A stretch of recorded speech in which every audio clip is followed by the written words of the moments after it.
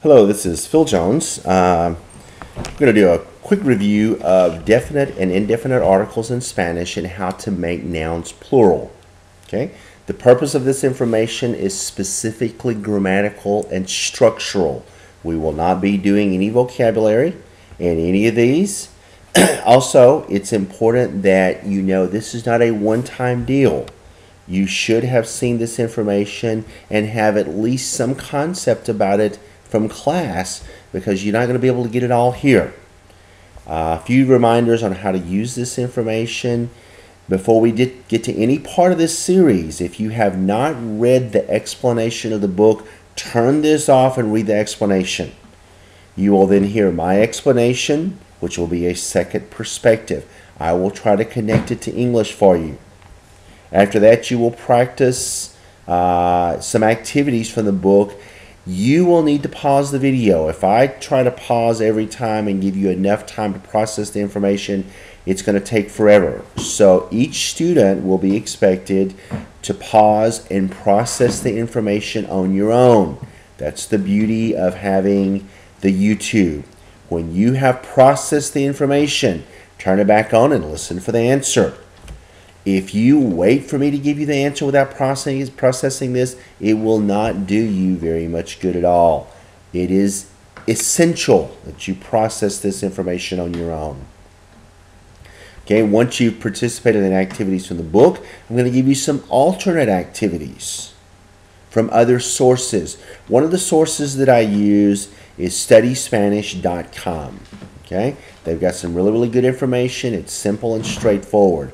So if you want to go to that source and find other information, it's available on the internet, and a lot of it is free. Again, see my notes about pausing and the benefits of processing the information that you want. And finally, rewind me, repeat this, review this as many times as you feel that you need to.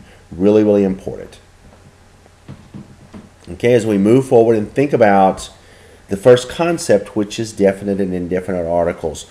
Just something to point out that in Spanish, every noun has a number, singular or plural, and a gender, whether it is masculine or feminine.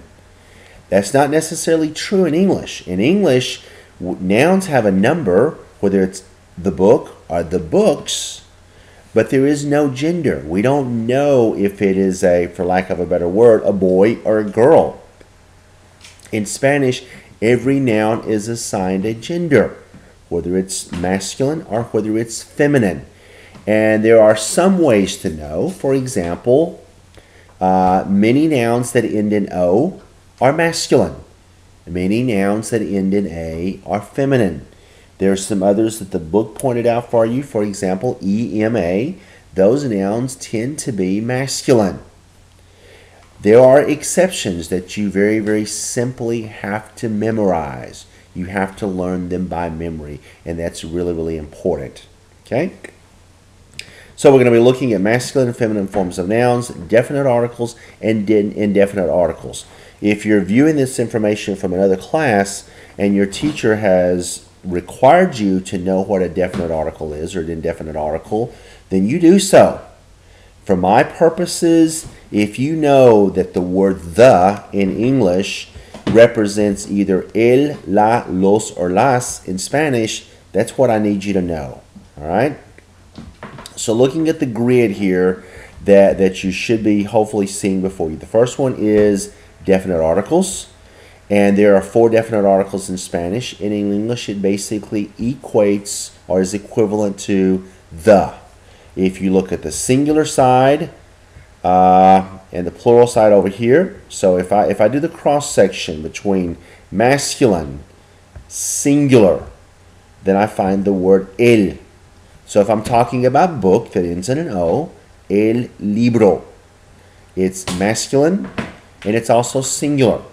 If I have more than one book, then it's still masculine. That does not change. But it becomes plural and it becomes los libros. By the same token, if I'm talking about a noun that is feminine, la, mesa, the table. Okay, mesa ends in an A, which is a good indication. So a singular form is going to be la mesa. If I'm talking about more than one table, it becomes las mesas. Again, really important. The only translation in English is the. The book, the books. The table, the tables. Spanish has 4 forms. So in your mind, you have to ask yourself, is it feminine? Is it plural? Is it masculine? Is it plural? You have to determine both of those before you assign the article. And yes, in Spanish, the article tends to be used more than it is in English. Working very, very similarly is indefinite articles. Okay, indefinite articles, a, an, or some. Do not be confused by a or an. It has nothing to do with the gender.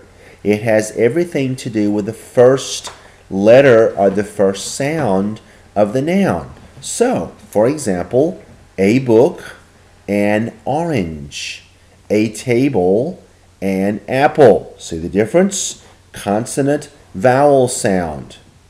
In Spanish, it has nothing to do with the sound. It has everything to do with the gender, whether it's masculine or feminine, and whether it's singular or plural. So to take the same word that we used before, if I go from table, it is una mesa, which is going to be the feminine side, and I started backward this time, the feminine side, una, because it is both singular and it is feminine.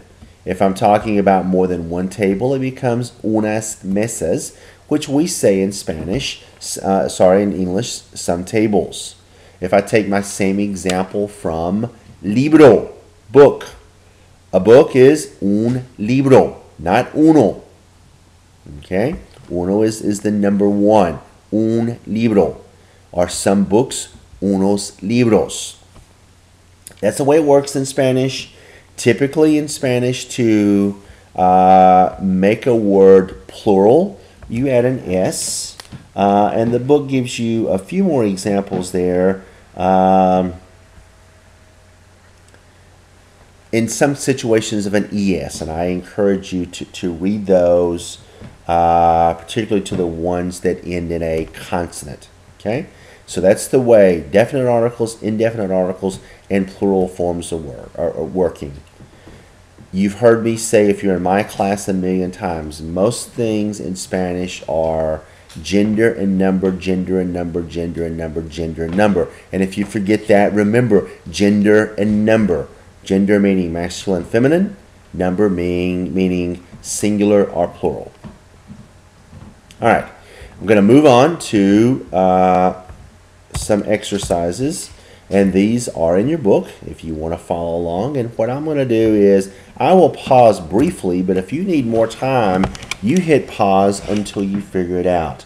So looking at en la página 200, perdón, la página 27. La página 27. Okay, exercise 1-8.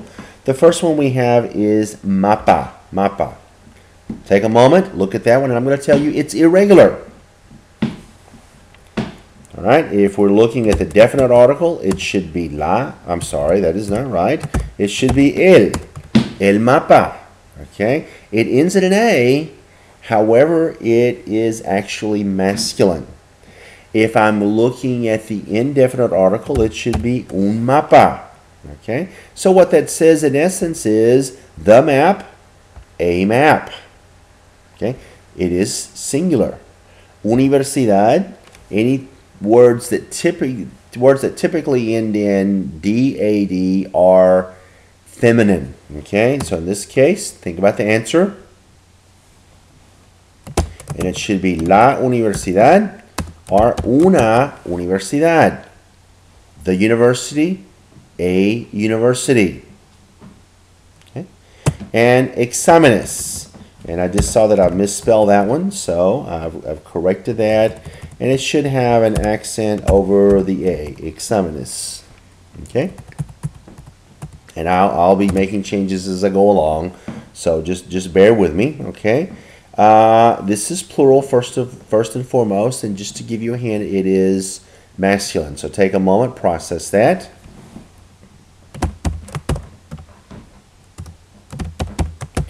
And hopefully you came out with the answer los exámenes, which means, again, the exams, and unos exámenes, some exams. This one holds true to the A form, so what do you think it would be?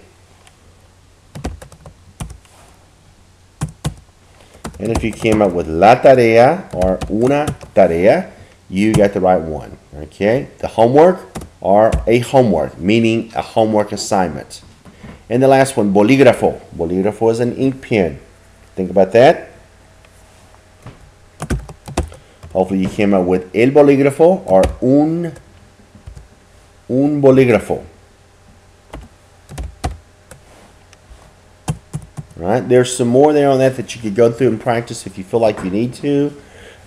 This one threw several irregular ones at you, which is it's just fine. You've got to memorize those, and hopefully you bounce back and forth. I'm going to take you to a link now, and we'll complete a few more, and then we'll end with my giving you some another resource to look at. So bear with me while I take you to this right here. And this is from studyspanish.com, and this is just a little quiz. So if I'm choosing the correct translation, the books, again, pause me if you need to. I'm going to go pretty quickly, but I will give a pause to let you pause. Should be los libros. An airplane. Notice the and because of the sound. Un avión. Avión is masculine, singular. Some pencils. Pencil is masculine. Unos lápices. The female professor, and the is going to be la profesora. A decision. Most words that end in I-O-N are feminine. So a decision is una decisión. A male cat. Un gato. The voice. And this is a word that you probably don't know, but I'm telling you it is feminine. So it is la voz. Some students, male and female, and this is something that I failed to tell you, but the book does tell you, when it is a mixed gender, and it is not mixed in the sense that you're probably thinking, but some guys and some gals.